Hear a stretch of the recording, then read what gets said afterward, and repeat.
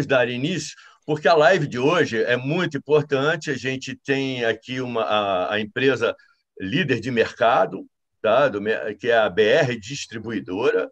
Tá? E eu gostaria de agradecer muito aí a presença e a paciência, né, de todos que estão nos assistindo, mas eu garanto a vocês que vocês não vão se arrepender, porque vamos ter aqui conteúdos muito importantes, muito legais para trazer para você.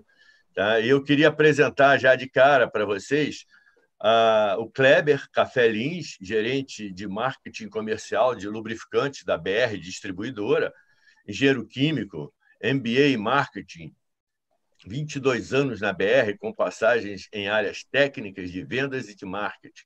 Boa tarde, Kleber. Boa tarde, Pedro. Boa tarde, Gustavo. Boa tarde, Marcelão. Boa tarde a todos que estão assistindo o canal. Prazer estar aqui. Kleber, está com microfone? Tudo certinho? O meu tá. Bom, ok, então vamos lá.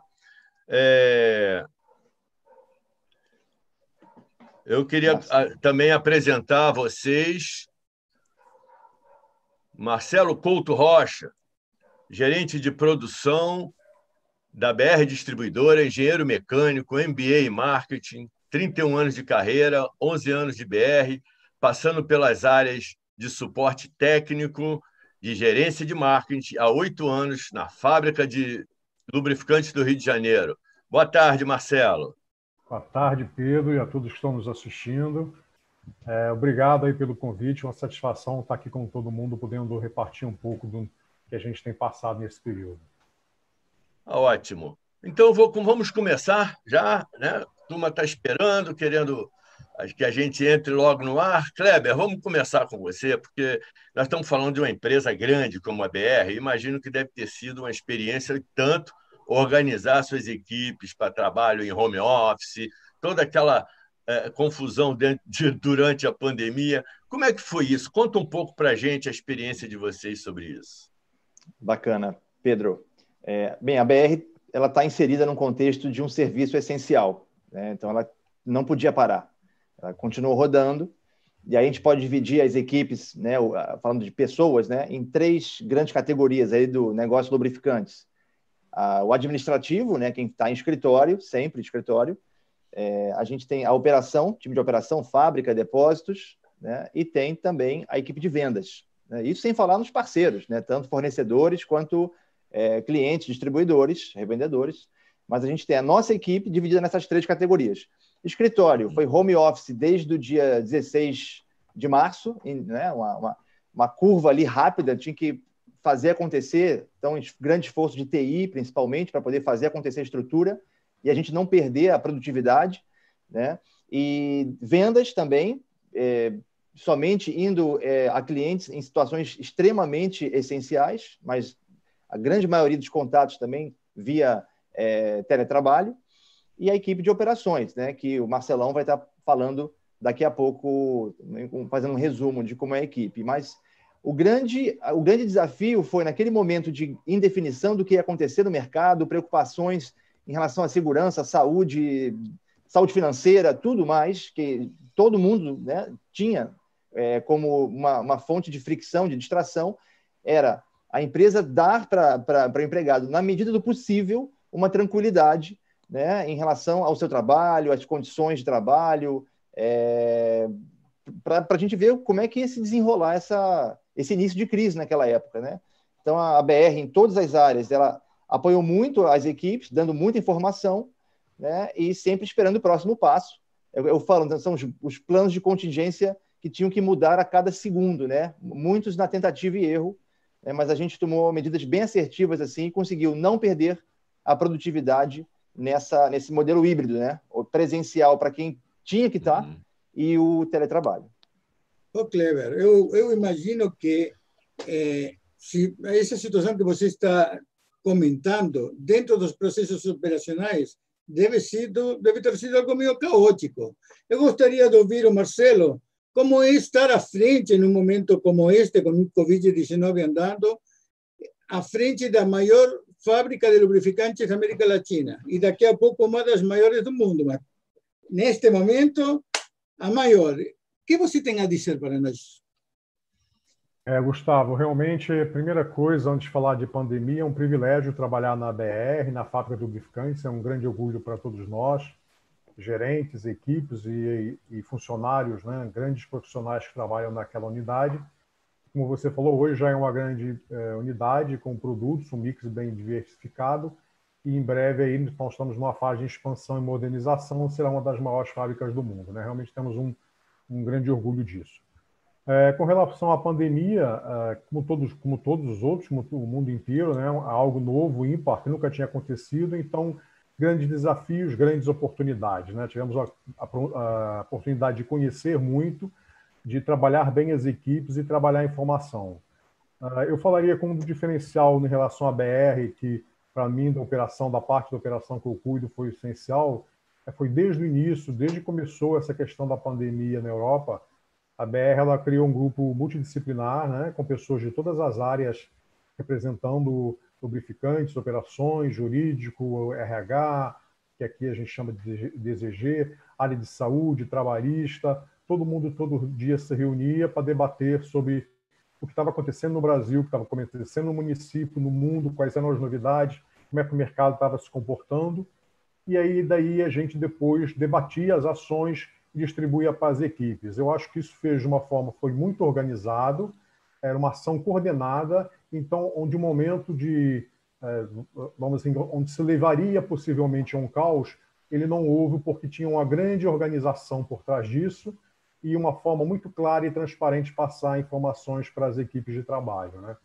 Então isso foi fundamental que se tinha, e as informações eram divulgadas, ou seja, por DDS, diários de segurança, ou através de intranet, ou WhatsApp, então as pessoas tinham isso a todo momento. Lá na fábrica nós somos em torno de 720 pessoas, e sem falar em a quantidade de envolvido na obra de ampliação. E aí nós customizamos, assim como o resto da BR também fez, não foi só o nosso caso, customizamos soluções para cada uma das áreas, né? Cada uma com sua expertise e com as suas particularidades. Mas basicamente nós tínhamos equipes na fábrica e tínhamos equipes backup em casa, de prontidão, em qualquer momento que a gente precisasse, por algum motivo tivesse alguém que fosse afastado, a gente podia afastar e trazer alguém de volta para a fábrica, né? Isso era coordenado, nós acompanhamos ainda todos os funcionários 24 horas por dia, né? 24 horas por dia que eu digo constantemente, né? Ao longo do tempo. E, para você ter uma ideia, nós conseguimos botar em home office, mesmo na fábrica, em torno de 30% a 40%, depende do período, né? E chegamos a ter 25% das pessoas em casa em diferentes momentos, né? Isso foi aos poucos, mas uma das ações da BR, feitas pela área de saúde, com a RH e, logicamente, com a aprovação da diretoria e presidência, qualquer funcionário que tivesse algum sintoma relacionado ao Covid, por mais remoto que fosse, ele era afastado, assim como pessoas que a área de saúde entendia no seu entorno que também deveriam ser. Então, a gente fez isso com frequência, e, graças a Deus, a quantidade de pessoas que pegaram o vírus foi bem baixa, mas nós fomos afastando e tínhamos sempre essas pessoas em casa para repor. Então, isso são exemplos dos cuidados que se tinham, e dessas ações vieram coisas muito importantes para as equipes, né? Que é o que eu falo do aprendizado, né? Primeiro foi essa questão da ação coordenada na parte da empresa. Esses cuidados com saúde fizeram os funcionários ficarem bem mais tranquilos. As informações foram passadas claramente, diariamente, então também não havia mistério do que estava acontecendo, do que a gente pudesse informar a todos. E aí nós tivemos os cuidados físicos com a fábrica, né, que é o que a gente trouxe aqui rapidamente, 2, 3 slides para mostrar, para que se possa ter uma ideia do que a gente fez na operação mais diretamente, né? Então, nesse slide aí a gente tem a nossa fábrica, que está em fase de ampliação no anterior. A fábrica fica em Duque de Caxias. E aqui é um exemplo de alguns cuidados que a gente tem. E eu vou citar alguns, é só um exemplo, é um apanhado, né? Mas desde que você entra na fábrica, o uso de máscara é obrigatório, medição de temperatura é obrigatório, distanciamento marcado no chão, as catracas de entrada são segregadas, não se pode entrar ao mesmo tempo, tem uma área de quarentena. Aumentamos questões de limpeza diariamente, aumentamos a quantidade de pessoas, de turnos fazendo limpeza, ensinamos as pessoas a limparem suas áreas de trabalho com avisos, e também tivemos o sistema de sanitização, né? Optamos em sanitizar a fábrica todo dia de noite, especialmente áreas de escritório e áreas fechadas, eram sanitizadas e são no período noturno, quando tem menos pessoas na fábrica, e sempre que tinha alguma preocupação que alguém estivesse podendo estar contaminado, a gente podia, naquele momento, fazer algo especial naquele setor, né? E cuidados que nós tivemos, como eu comentei há pouco, foi a comunicação de todas as formas possíveis, né? Mídia, a BR criou um projeto que é Estamos a Postos, onde as pessoas podiam falar como elas estavam se sentindo, podiam participar, dar seu depoimento, e aí são alguns exemplos de pela fábrica a gente também colocava, além da parte de mídia, espalhado pela fábrica, todos os cuidados que a pessoa deveria ter em casa, de lavar as mãos, cuidados em geral, né? E algumas ações, como eu falei, foram feitas. Uma delas foi a questão da Estamos Todos a Postos, muito interessante, teve uma grande adesão. E também a gente fez uma própria ação voltada para a fábrica, que era para voltar. Teve um depoimento, inclusive, do nosso presidente, de que como era importante as pessoas estarem... A gente tinha um grande quantitativo e tem home office, mas as fábricas não podem parar, nós somos uma atividade essencial. O mercado precisa de nós, né? Combustíveis, lubrificantes para ambulâncias, hospitais, térmicas e por aí afora, como todo mundo sabe. Então fizemos algumas campanhas internas também de motivação, além de tudo esse cuidado com as pessoas, né? O cuidado físico, o cuidado de saúde e o cuidado da informação, né? Então, um breve relato aí do que foi feito, né? Um trabalho em conjunto aí com a participação de toda a equipe, e especialmente parabenizar a equipe da fábrica. Muita tranquilidade, serenidade, dificuldade nenhuma de trabalho. Realmente um trabalho muito bom. Era isso. Que bom, Marcelo. É interessante. Marcelo, Então... eu tenho a impressão que também lidar com fornecedores, que depois eu quero que o Kleber vá falar um pouquinho desse gerúndio aí que ele botou aí também, né, para a gente aqui. Mas lidar com os fornecedores também é uma tarefa primordial que vocês têm feito, né? Eu acho que esse fortalecimento de parcerias nesse período é muito importante, não é isso? Perfeito. Você falou uma coisa que eu acho fundamental, né? Fornecedor e parceiro, né? Eu acho que é nesse momento de crise que a gente, da mesma forma que falou de equipe, a gente realmente tem esse sentimento de equipe muito forte. Eu acho que sairemos diferentes, com certeza, dessa crise, muito mais fortalecidos. E com fornecedores é a mesma coisa, né? Nessa hora que a gente vai ver realmente fornecedores parceiros, e foram todos do que a gente tem. Lógico que a BR tem estratégias para isso, ela traça cenários, independente dessa pandemia ou de qualquer outro cenário, a gente tem cenários distintos, e para cada cenário temos opções de mercado, de fornecimento, todas devidamente regulamentadas, óbvio, né? Mas dos fornecedores eu também acho que foi muito importante, e é a mesma questão que foi para funcionários, é manter o fornecedor informado do que você estava fazendo, né? Ou seja, qual é o cenário, como é que você está em vendas, o que é que você vai demandar, como é que estão seus estoques, porque ele também precisa se preparar, e ele precisa da informação para que consiga trabalhar. Então, isso foi feito pelo nosso pessoal da área de contratações lá, também com bastante cuidado, bastante atenção, e tivemos realmente as empresas como parceiras nesse trabalho. Tivemos um bom desempenho na fábrica e estamos tendo ótimos meses agora, especialmente o mês de junho e julho, e que os fornecedores estão correspondendo às expectativas. Também foi um grande trabalho, né? Que bom, interessante isso. Mas eu tenho uma dúvida, Pedro. Fornecedores de um lado, mas tem do outro lado os clientes. Eu queria ouvir um pouco do Kleber agora, como está sendo o desafio de se relacionar com os clientes num momento tão crítico como o que estamos vivendo. E o gerúndio também. O gerúndio. Então vamos... Ah, meu Deus! Vamos para o gerúndio, então, gente. Assim, até aproveitando aqui, a gente aproveitou as fotos e tudo mais, a gente pensou alguns slides, né, que a gente tem para a força de trabalho, né, para a nossa equipe, de cenários, o que está acontecendo. Vai ser uma live meio apresentação de um pedaço, tá, Pedrão? Deixa eu ótimo, não, maravilha. Compartilhar aqui, ó. Deixa eu compartilhar aqui, já vai para a tela, tá? Isso. Gustavo deve estar chegando aí. Então, só porque o Pedro pediu, o não temos tempo para gerúndios é como o Marcelo comentou, né? Os planos de contingência, de operação e até de relacionamento com a cadeia de suprimento, eles foram construídos durante a crise. Assim, hoje a gente vê assim, o shopping vai voltar. Então, eles estão se preparando para voltar, tomando medidas prévias enquanto estão fechados. Né? Uma empresa de lubrificante não parou. Né? Ela teve que se adequar e criar os planos de contingência durante a operação, durante o suprimento. E a gente vai comentar aqui algumas coisas em relação ao relacionamento com o mercado e essa dinâmica nova de venda que isso gerou. Né? Então, só uma frasezinha, né, para instigar aqui, né? Crises provocam ou aceleram grandes mudanças. A gente vai falar um pouquinho disso, sobre o que a gente espera, né? Aí quem tem o jargão do novo normal, o que a gente espera, o que a gente está vislumbrando, pelo menos até agora, né? Porque até as projeções são mutantes, né? Muito mutantes. Então, a gente teve isso aqui, né? No primeiro momento, era uma total imprevisibilidade de até onde, né, a gente ia chegar em termos de paralisação de atividades gerais. Né? No início, era muito hospital, né, posto de combustível e pouquíssimas restaurantes, mercados, e pouquíssimas atividades consideradas essenciais. Né?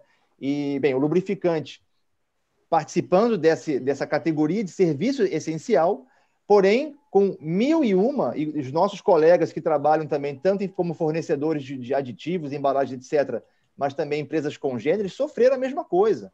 Porque em alguns locais tinha uma proibição absoluta de deslocamento de pessoas que não estivessem trabalhando no serviço essencial, e era necessário provar que lubrificante era uma necessidade, né? uma coisa essencial naquele momento.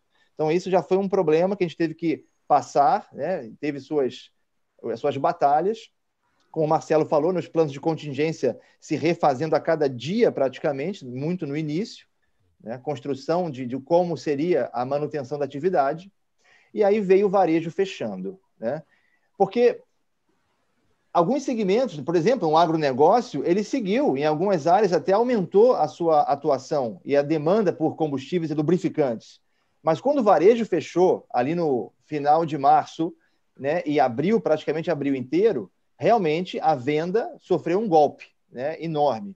E ainda tinha a questão da população assustada. Ou seja, num primeiro momento, a gente pensou assim, poxa, com o varejo fechado, é bem provável que as pessoas procurem o canal postos de combustível para poder fazer uma troca de óleo. Mas ninguém queria fazer troca de óleo. Ninguém ia sair de casa, as pessoas sequer iam para o médico fazer um exame importante, né? Postergando cirurgia, postergando, sabe? O óleo lubrificante não ia ser o motivo para o camarada sair de casa. Então, a gente ficou vendo realmente em extrema necessidade havia uma troca de óleo, isso consumidor final, pessoa física, né? E o mercado com problemas de caixa também, né? Muitos clientes e clientes dos clientes com problema de caixa, tudo fechado, o giro, né? Quem vive de giro, né? Precisa daquela entrada praticamente diária. Então, efeitos que tiveram impacto na venda e na operação de uma hora para outra. Né? Os pedidos começaram a ficar muito fracionados, né? Menores, óbvio, né? E muito frequentes. E isso já dá uma pancada em qualquer programação de venda e programação de cadeia de suprimento. Né? A falta de... Eu não consigo olhar para um histórico, porque o histórico já não representa nada na realidade que se apresentou ali no final de março e início de abril. E o grande dilema, estoque, ter ou não ter, o dilema de todos, né? Porque ter estoque e ficar se acumulando de estoque, sem a perspectiva de um retorno, né? Nenhuma perspectiva de um retorno de produção, era um ponto de interrogação para todo mundo. Então, a gente tomou a decisão, vamos ter estoque. A gente sabia que o preço do óleo básico e tudo era bem provável que caísse com a queda absurda de demanda. A gente sabia que ia ter uma pancada contábil, vamos ter estoque, porque isso vai retomar. Aí não era muito previsão, era torcida já naquela época, né? Ainda era torcida. Isso vai retomar, e quando retomar, a gente tem que ter produto para alimentar a cadeia para frente. Então, essa foi a estratégia que a gente tomou. Realmente foi uma aposta que a retomada ia ser rápida, né? Que não ia demorar 3 meses, tudo fechado do jeito que foi abril. Né? Então, essa foi dividindo com vocês aí, com o mercado, o que a gente teve que tomar de decisão, né? E decisão praticamente diária do que fazer. E no outro slide eu comento um motivo a complexidade particular do nosso, né? Do lubrificante. E o anda e para operacional. A gente brinca, né? Quem estuda lubrificante sabe que o anda e para é serviço severo no lubrificante para motor, e o anda e para operacional é terrível, né? Porque você realmente, os seus sistemas de MRP, como é que se fala? Reconstrução de estoque em depósito, na própria planta e até nos próprios clientes, isso perde completamente a referência. Então, você não tinha como se calcar numa referência histórica e não tinha previsão nenhuma do que ia acontecer. Isso lá atrás, né, gente? Não estou dizendo que agora está fácil, não, mas lá atrás estava pior. Então, aí vem o retorno, né? Um retorno em fases. O primeiro problema é o tamanho do Brasil. Porque quando você fala que o Paraguai vai retornar, né, ou a França vai retornar, é uma coisa. Mas o Brasil retornando é um continente retornando. Porque aqui a gente tem esse capricho de cada município tomar uma decisão, né? A rodoviária aqui do Rio abriu, mas a de, sei lá, de Volta Redonda não. Então o ônibus não sabe se sai ou não, porque não tem onde parar lá. Então esse tipo de coisa, né, no Brasil tem sido um fator de complexidade, porque você tem esses 4 eixos, vamos dizer assim, né? Você tem a região, depende muito da região. Tem região que pouco sentiu a crise no começo e agora está tendo que fechar as portas, né? Enquanto que outras regiões estão numa forte retomada, né? Um forte otimismo de retomada de atividades. Segmento de mercado também, como comentei, né? O agronegócio praticamente não sentiu isso como queda de volume. Em compensação, outros segmentos, eles caíram demais. Eu não preciso nem falar, é só pensar. Lubrificante para aviação comercial, né? Então, acabou o segmento durante um tempo em termos de volume. Linha de produtos também, porque cada linha de produtos teve a sua dinâmica de variação de vendas. Vou dar um exemplo aqui, BR, né? A linha industrial, zero, assintomática em termos de volume de venda. Ela passou lisa ali em abril, subiu em maio, está subindo em junho. Sabe assim, não teve praticamente efeitos de queda de volume. Linha de produtos automotivos, linha leve, aí tem que dividir o que é linha leve, né? Porque linha leve, carro é leve, moto é leve. Mas os PCMOs, né, os carros de passeio, a queda foi absurda. Vamos para 1/3 da venda, de uma venda comum. Enquanto para a moto, ela não chegou à metade a queda. Ficou forte a moto. Tudo bem. O serviço de entrega rápida contribuiu muito para segurar a moto, né? Foi um dos efeitos, mas a gente ainda fica surpreso com a velocidade de retomada da linha moto, por exemplo, dentro do universo. Eu acho que para todos os players, a linha moto ficou muito forte, puxou muito para cima. A gente vai falar um pouquinho mais sobre isso depois. E, enfim, canal de vendas também, né? Dependendo do canal de vendas, você teve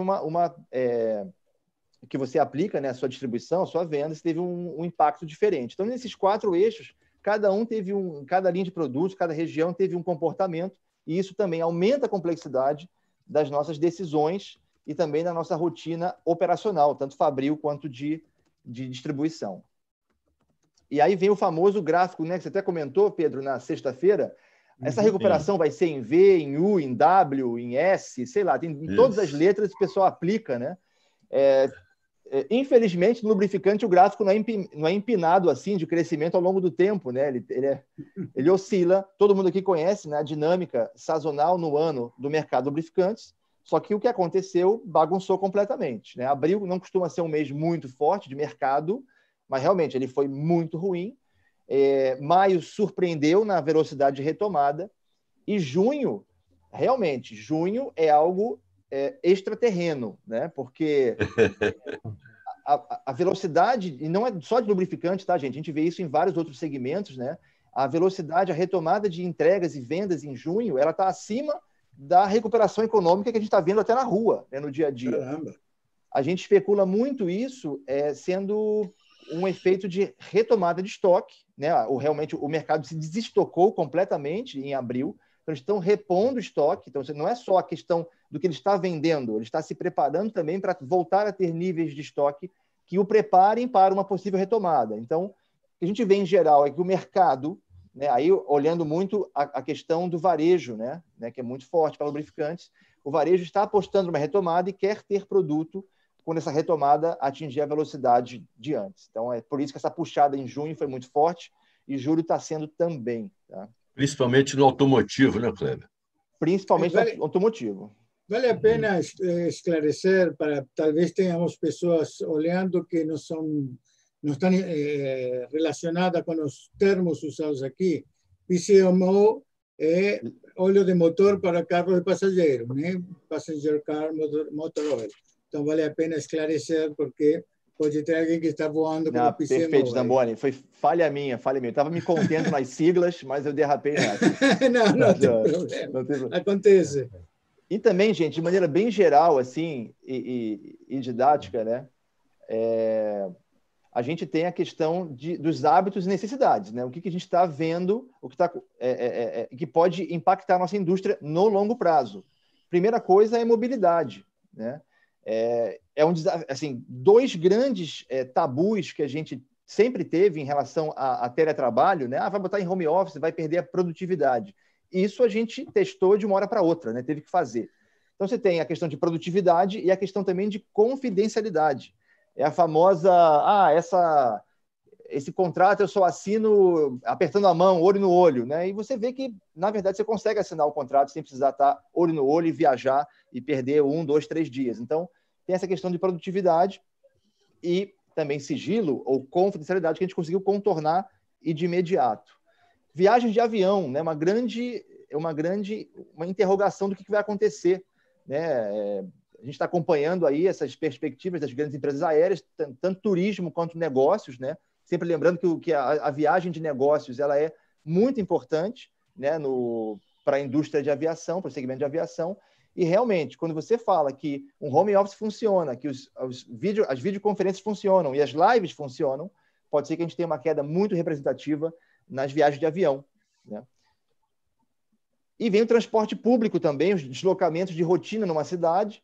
Hoje o transporte público está visto ali como uma grande preocupação, né, como potencial gerador de uma segunda onda de contágio, né, uma grande preocupação. E a gente aqui, características do Brasil, né, diferente de uma Suécia que você não vai de metrô para o trabalho, o cara vai de bicicleta, né? Assim, aqui não, aqui grande parte da população depende do transporte público e ela precisa trabalhar presencialmente, né? Então, quanto mais reabertura que a gente faz, a gente tem mais uso do transporte público e mesmo com essas definições de espaçamento, distanciamento e higienização do transporte, é um cheque para as empresas que estão operando, porque elas vão ter que botar praticamente a frota inteira para rodar e só vão poder coletar 50%, 60% do que eles coletavam de passageiros, né? Então, talvez a conta não feche, é uma das preocupações muito grandes, é a saúde das empresas de transporte público, né?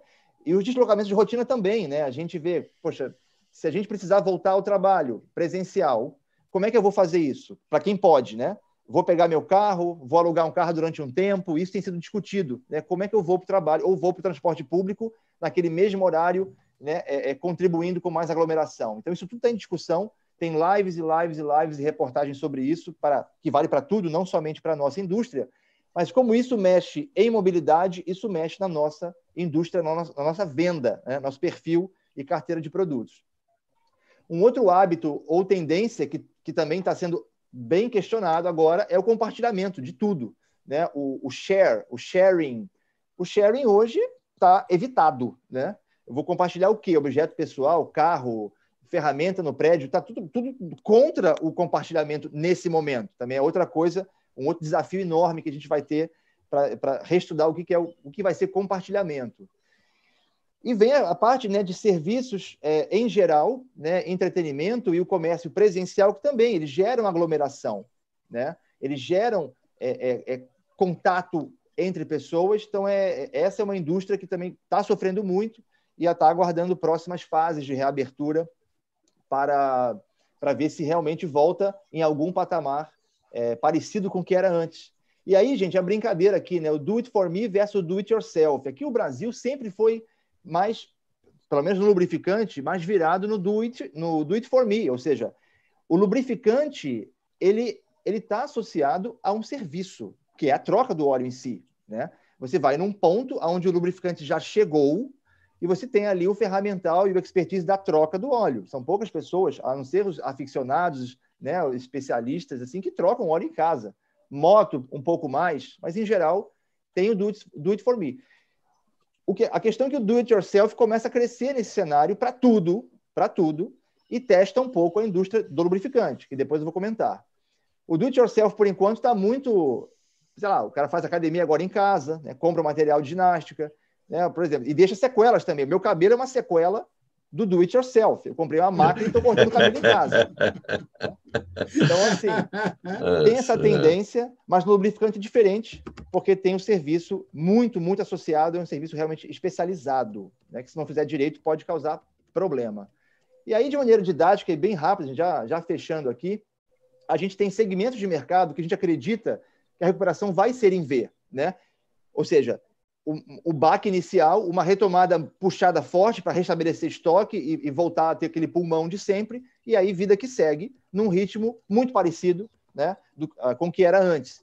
Enquanto que, infelizmente, a gente sabe que para algumas linhas de produto ou alguns segmentos, a recuperação vai ser em U, ou seja, para alguns segmentos a atividade econômica não vai chegar ao que era antes, por vários motivos, né? Eu não vou me arriscar a dizer aqui alguns segmentos, mas todo mundo acompanha todo dia.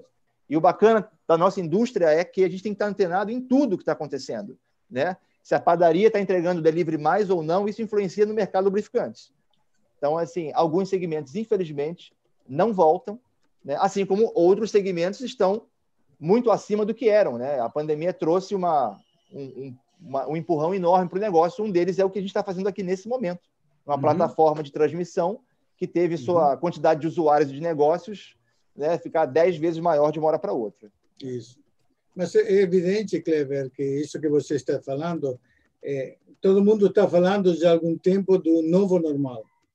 Eu já ouvi inúmeras empresas que definiram que, a partir de agora, todo mundo vai ser home office. Ou seja, a não ser que exista alguma necessidade especial, algumas pessoas vão se reunir, mas se não, todo aquele movimento de ir ao trabalho, voltar ao trabalho, esse elemento está indo para fora. Fora isso, que tem o problema de... Ontem eu vi um número assustador da quantidade de empresas nos Estados Unidos que estão quebrando ou pedindo falência. Evidentemente, isso significa trabalhos, empregos que não voltarão. E que isso vai realmente afetar lá nos Estados Unidos, vai afetar a nós aqui. Nós temos um aumento de desemprego gigantesco, né? Você acha que isso faz parte desse tua recuperação em U? E Sim. será que a gente chega até que final do ano? Gustavo, é difícil porque, infelizmente, né, algumas empresas, indústrias ou segmentos ainda vão descobrir qual vai ser a recuperação dela, o que vai acontecer com o seu segmento. E aí vai ter que tomar uma decisão, né? E em alguns casos, o cara, poxa, vou ter que me reforçar aqui porque melhorou aqui, um delivery, por exemplo. Né? Agora, em outros segmentos, infelizmente, a notícia vai ser: não vou chegar perto do que eu era antes, vou ter que fazer alguma coisa para me adaptar. Então, infelizmente. Como todos, vamos ter que reinventar o negócio que a gente tem, né? E aí, gente, um pouquinho de exercício de futurologia, né, que é sempre legal, né? A gente deve ter uma idade média da frota crescendo, né? Porque crise econômica é natural. Aí não estou querendo apostar, não. É o que a gente já viu em várias crises, né? Depois de uma grande crise que bate no bolso de todo mundo, a venda de novos carros cai bastante e você tem aquela preocupação. Poxa, deixa eu botar o meu possante em dia para poder, né, atraso um pouco a minha troca do veículo e faço a reparação com mais cuidado, com mais cautela. Então, em geral, a retomada da indústria de reparação automotiva ela é muito boa, né? Por conta desse efeito. A idade média da frota aumenta e, com isso, o ticket médio de reparação aumenta como um todo. Tá? Isso também representa o lançamento de mais produtos para motores com mais rodagem e aí pela frente, né, Cleber? Vem apelos, a indústria toda já vai se movimentando, já teve lá fora, né, filtros de ar contra a Covid, contra o vírus, né, filtro de ar, cara, assim, explora-se muito isso, né? Mas aí tem a questão do cuidado também, porque não é uma coisa, é o famoso do it for me, né? Alguém tem que ir num ponto onde tem giro de gente para poder fazer a troca. Claro. Então, o ritmo de reparação automotiva deve vir forte, né, no pós-crise. Tomara que esse pós-crise aconteça logo, ou seja, que a crise passe. Né? Os deslocamentos de carro também, a gente tem que ver o que vai acontecer, tanto a lazer como trabalho. Aquela pessoa que deixa de viajar de avião por uma preocupação, né, pode vir a ser um consumidor, talvez, de um carro melhor, ou viaje mais com seu carro para fazer um turismo terrestre mais perto de sua cidade. Né? Trabalho também, para quem tem condição, de repente, foge do transporte público, pega seu carro particular para ir para o trabalho e voltar. Então, ou até moto, né? Transporte de passageiros, com giro, precisa ter giro para poder funcionar economicamente, mas tem que ter o distanciamento, então realmente é uma indústria que está em xeque. E aí vem vendas de lubrificantes online e deliveries, né? A gente viu que foi assim, um festival de anúncios de venda de lubrificante online, né? Num sistema de ou venda pura ou leva e traz do veículo para fazer a troca, mas a gente percebe que tem essa barreira, né? O lubrificante chegou na minha... Eu preciso trocar o lubrificante, eu faço uma compra, chega 15 dias depois, aí eu vou ter que trocar o lubrificante? É uma fricção, é uma barreira para que isso decole, né? A questão dos produtos premium versus o bolso, né? Naturalmente a gente viu isso, né? A queda mais acentuada foi justamente na linha premium, nesse primeiro momento, né? Então, é aquela história, né? Eu não falo só de automotivo, não, nesse caso, tá?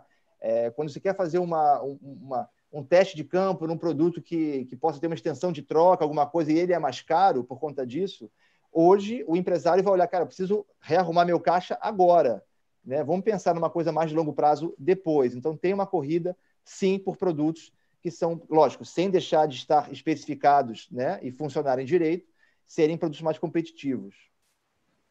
E o cuidado no ponto de venda, né? O cuidado não é só na nossa entrega, na logística, é o cuidado no nosso ponto de venda, né? Ponto de venda não só dos postos BR, mas também em qualquer varejo. Aquela história, né? O clean is the new green, ou seja, o importante agora é a higienização, é o distanciamento, é evitar a contaminação, né? Em qualquer situação como se fala, de proximidade, né? Entre as pessoas. Então, esse vai ser um apelo muito grande no comércio como um todo. O lubrificante não escapa disso, tá? Então, assim, só trouxe uma coisa de geral, né? De material que a gente divide com a turma lá. Já tirei aqui do compartilhamento, Gustavo. Muito bom. Kleber, muito obrigado. A gente agradeço muito aí, porque, inclusive, essa expectativa que você sempre traz bons conteúdos de uma forma agradável, de uma forma clara e lógica. Eu já vi alguns elogios a isso aí no nosso canal. Acho que quero agradecer muito essa tua expectativa, dessa tua colocação, inclusive, e que eu acho interessante que, quando você coloca uma visão de hábitos e necessidades que estão sendo desafiados, quer dizer, a empresa, a indústria de lubrificantes tem que olhar até para os detalhes do ser humano nessa hora, para ver como a coisa muda. Eu garanto que isso deve ter sido um trabalho bastante complexo dentro da empresa, né? Isso é impressionante e vou dar um exemplo específico BR. A gente tem a BR Mania, né? As lojas de conveniência. A loja de conveniência é um mini mercado, é um mini mercado regional. Ele funcionou como um mercado, né? Ele tinha que... As pessoas não podiam mais ficar lá, né? Elas tinham que comprar e sair como era um mercado. Não tinha mais mesa em BR Mania, né? Então, assim, e agora a gente está justamente nessa retomada do que vai ser o novo consumo de uma pessoa em uma conveniência. E isso vale para qualquer coisa, num shopping, numa galeria, num restaurante. Essa discussão passa por nós também. Mas a nossa indústria, Pedro, realmente, ela tem que estar antenada a tudo, porque tudo que está acontecendo reflete no deslocamento das pessoas. Refletir um deslocamento é óleo de motor, né? São os nossos produtos todos. Tá?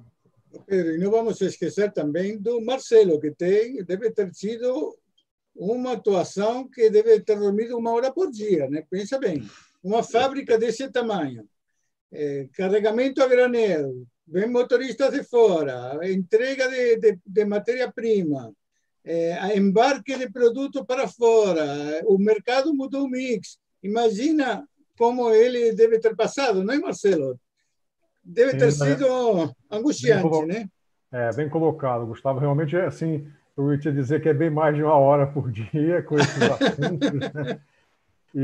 Mas, como eu falei, nós somos equipes bem estruturadas, né? Então, nessa hora, a gente divide o trabalho, né?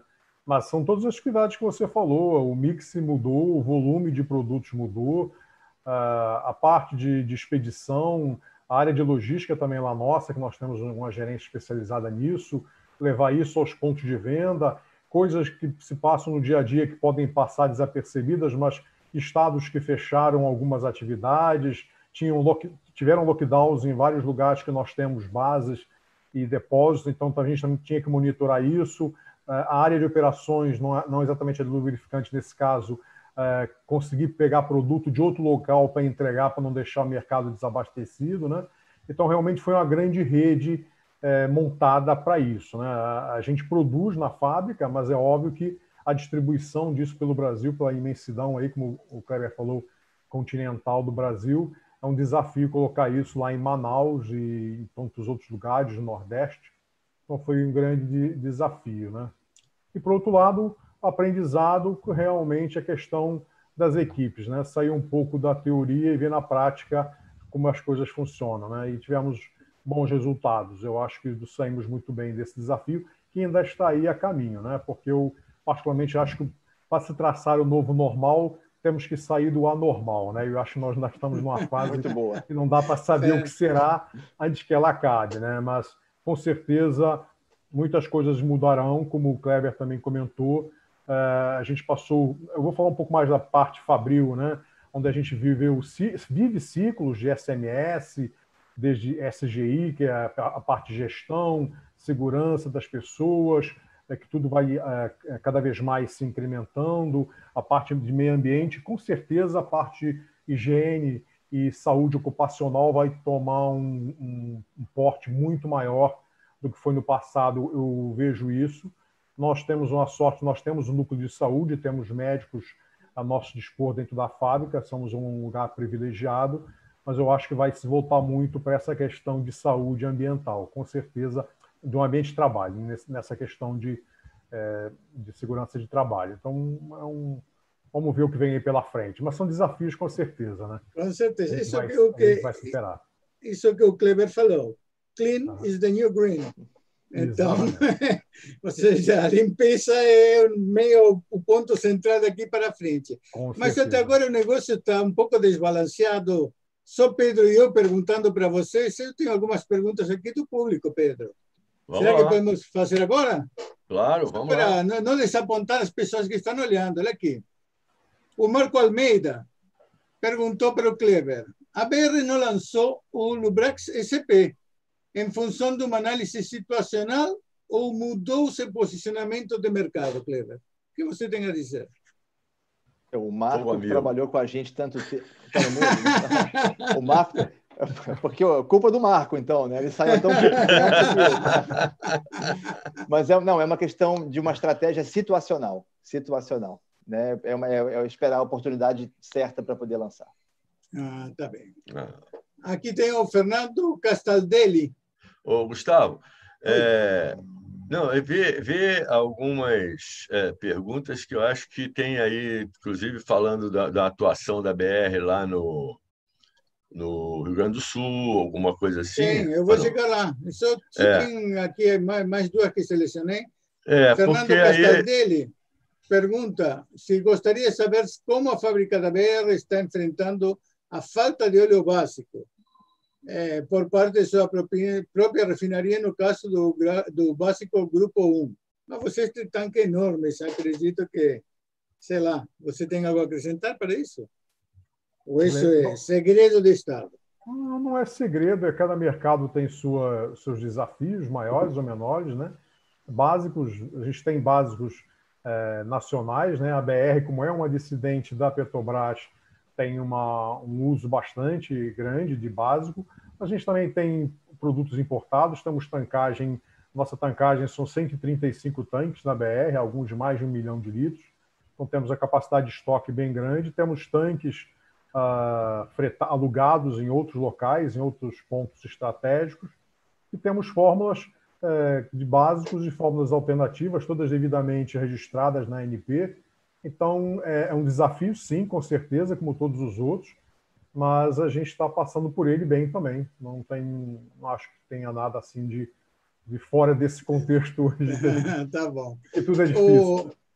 Aqui o Kleber, o Bruno Mair, tem uma pergunta para você. Essa operação de DA no Rio Grande do Sul, iniciada pela BR, pode ser considerada uma tendência? Gustavo, na verdade, esse é o segundo caso, né? O primeiro que a gente fez foi no Amazonas e Roraima, tá? Que tem 1 mês já, né? Mas são situações realmente muito particulares, né? A gente estudou a situação do mercado e a nossa venda, como estava acontecendo lá, juntamos tudo, participação de mercado, dinâmica, quem era o player mais forte, nosso, né, pelo menos, né? E foram situações muito, muito particulares, com decisões parecidas, mas com origens completamente diferentes do porquê da eleição, né? E foi um estudo que foi feito a longo prazo e chegou-se a isso. Agora, o que vai ser daqui para frente ainda não temos definição, são estudos realmente respeitando cada particularidade de região. Pero aqui, acho que o resto de perguntas a gente pode, nós já estamos estourando nosso tempo, pode responder, que mandar pelo slide ou mandar para nós, com todo prazer, nós podemos botar um post no portal Lubes, respondendo o resto das perguntas, a gente encaminha para o Kleber e para Marcelo e botamos a resposta lá. O que você acha? Ok, isso mesmo. Eu quero então ver com o Kleber e o Marcelo aí as suas palavras finais, despedidas, agradecendo muito a participação deles, né? E eu queria passar a vocês para dar aquele tchau final aí para a gente. Tá bom? Tá, então, deixa eu começar. Vamos, Kleber. Bem, primeiro agradecendo a oportunidade dessa conversa com vocês aqui. É sempre muito bom estar com o time do Lubes em Foco, né, e estar junto com o mercado. Eu falei com o Pedro mais cedo que pena que eu não estou vendo ali no YouTube agora quem está entrando, quem está saindo, quem está comentando, porque é uma maneira da gente esbarrar digitalmente nas pessoas, né? Sentimos falta dessa presença, né, da pessoalidade.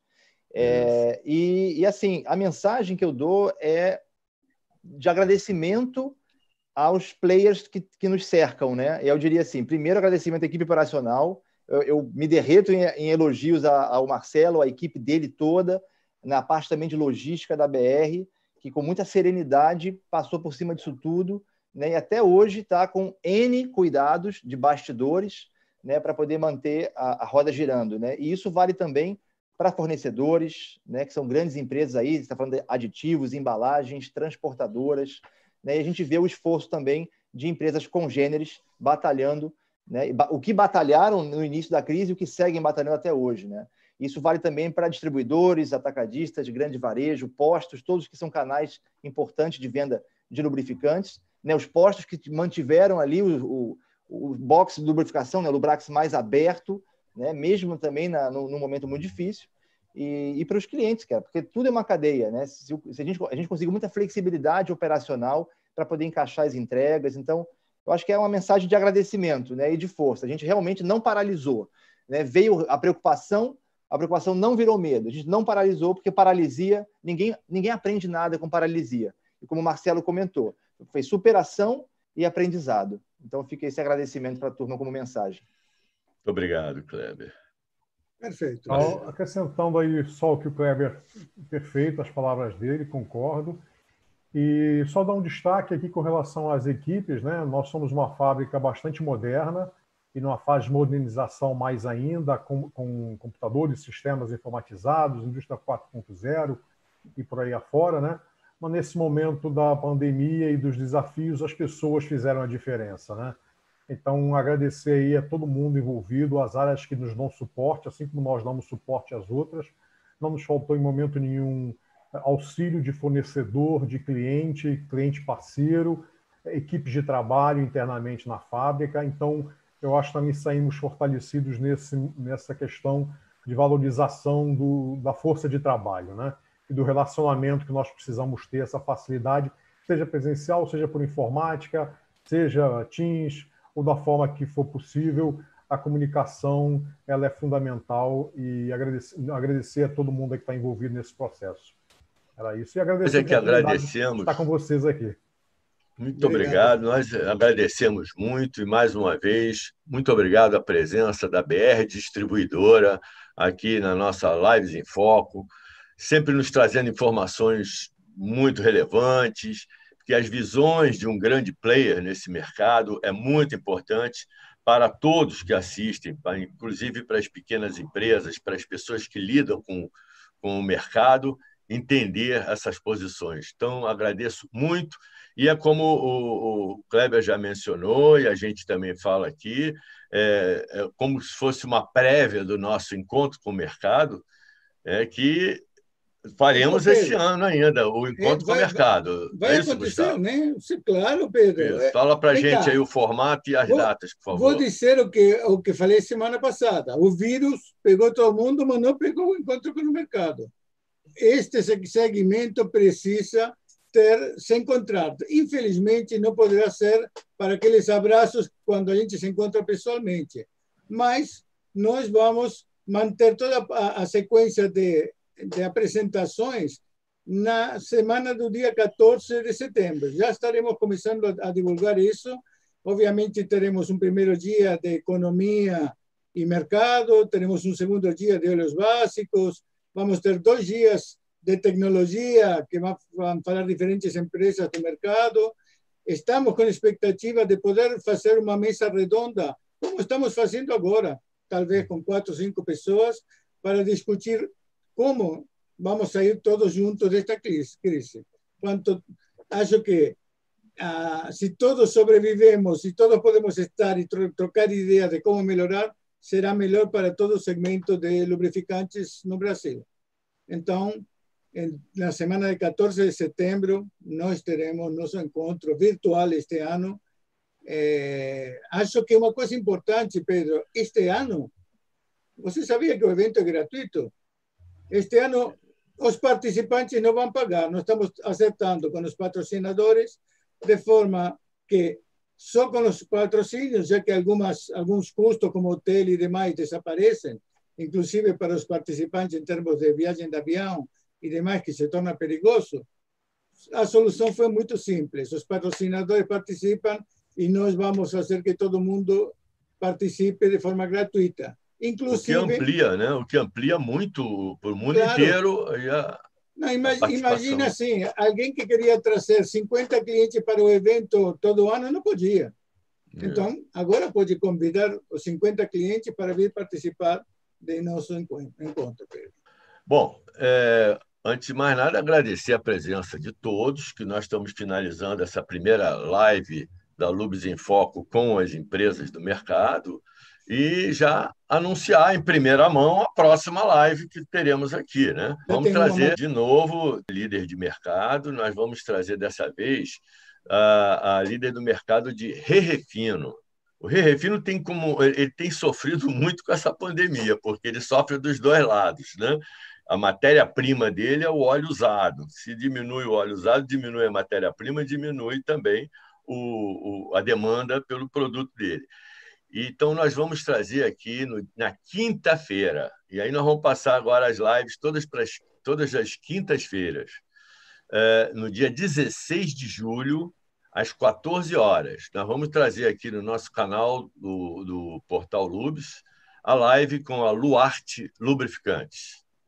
Então, não percam. Vamos, dia 16, às 14 horas, Luarte Lubrificante, falar um pouco aqui dos desafios do Re-Refino e vamos tocando o nosso barco, porque, como parodiando um pouco o Kleber aí, gerúndio não, não é tempo de gerúndio, tem que fazer, né? Tem que fazer. É isso aí. Muito obrigado mais uma vez, Kleber. Muito obrigado também ao Marcelo, entendeu? E a todos vocês que nos assistiram, que estão conosco aqui até essa hora. Tá? Muito obrigado, então.